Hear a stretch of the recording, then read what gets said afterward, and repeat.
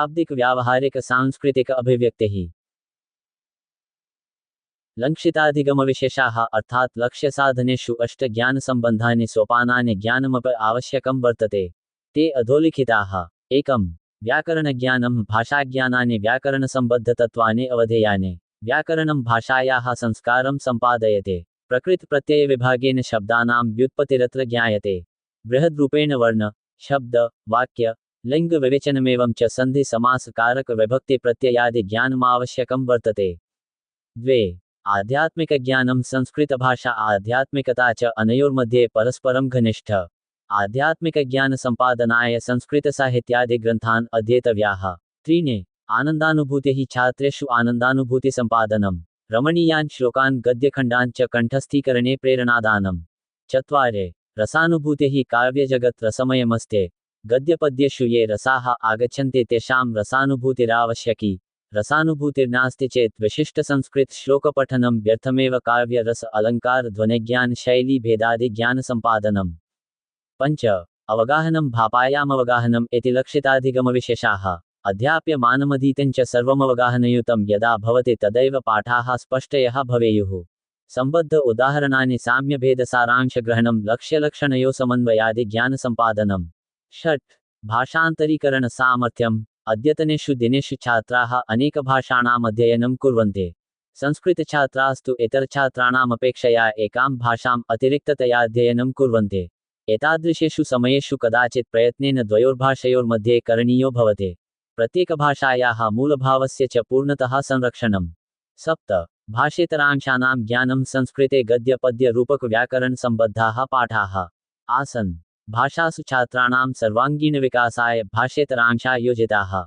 सर्वाङ्गीणविकाससम्पादनम्।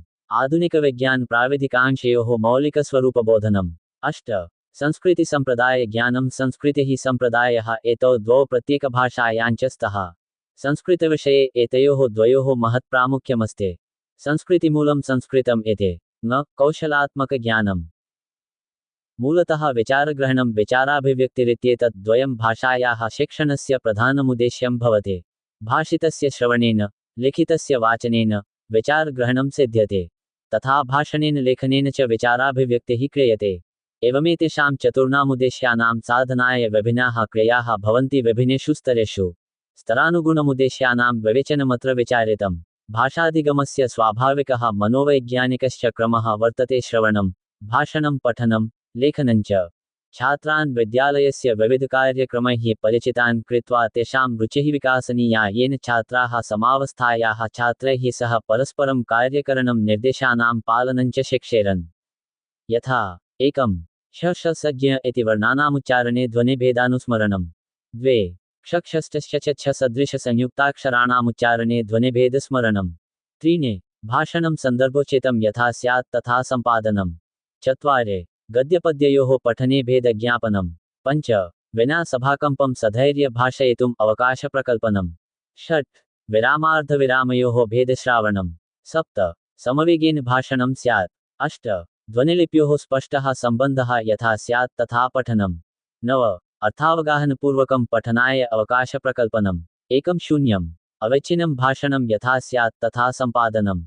1-1. गद्यपद्ययोः गत्यनुगुणं भाषणम्। 1-2. रसानुगुणं भाषणे आरोहावरोहक्रमसम्पादनम्। 1-3. भावानुगुणं समुचितभाषायाः उपयोजनम्। 1-4. पर्याप्तकण्ठस्वरेण भाषणसम्पादनम्। 1-5. आदिमध्यान्तारनुगुणं भाषणकौशलसम्पादनम्। 1-6. श्रोतॄणां यथा भाव आगतो भवति तथा भाषणदाने प्रेरणादानम्।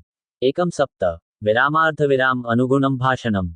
चतुर्विधिकौशलानां परस्परसम्बन्धः। एतानि 4 कौशलानि परस्पराश्रितानि। भावविनिमयात्मकस्य भाषायाः प्रधानोद्देश्यस्य श्रवण-भाषण-पठन-लेखनानि मूलभूतानि।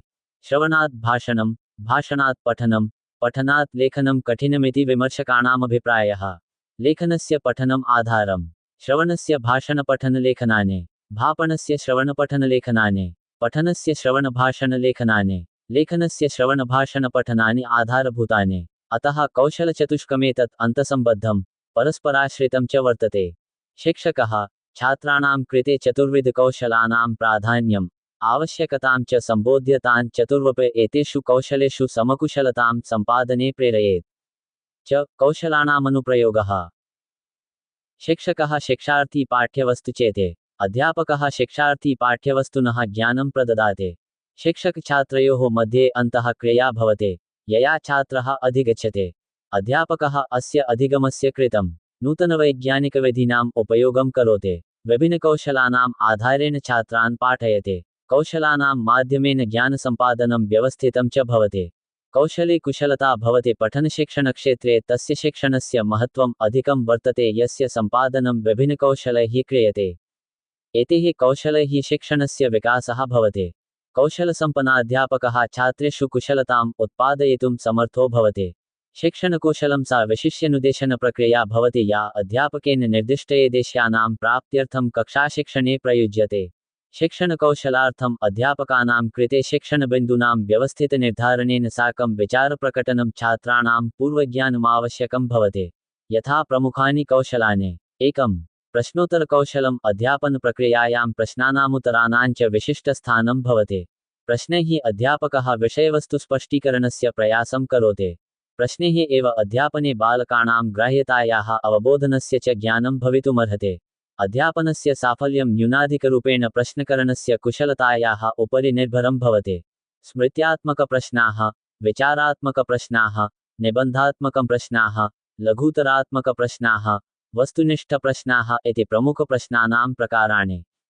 2. व्याख्याकौशलं शिष्याः श्रवणमनननिदिध्यासनं च कृत्वा स्वशङ्कानां समाधानं कुर्वन्ति। व्याख्यानकौशलं प्रायः सर्वेष्वपि पाठेषु प्रयुज्यते। 3. दृष्टान्तकौशलम् अध्यापनप्रक्रियायामुदाहरणसहितदृष्टयन्तकौशलस्य महत्त्वपूर्णस्थानं वर्तते। प्रासङ्गिकदृष्टयन्तः, तुलनात्मकदृष्टयन्तः, रोचकदृष्टयन्तश्च प्रमुखाः। 4.